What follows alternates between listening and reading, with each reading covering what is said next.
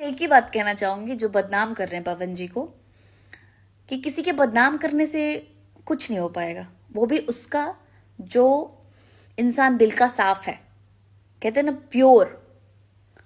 मैं जहां तक जानती हूँ या रहती हूँ, मेरे साथ कभी उन्होंने गलत नहीं किया है। एंड ना वो कभी किसी के बारे में गलत बोलते हैं। कोई बोलता भी है ना तो उसको चुप करा देते हैं कि नहीं भाई छोड़ो, मत करो, सब अपनी किस्मत से और नसीब से है।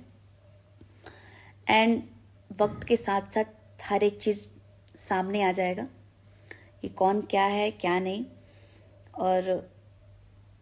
और ये भी लोग कि लड़की एक्सचेंज करते हैं, ये करते हैं, वो करते हैं, मुझे तो नहीं लगता।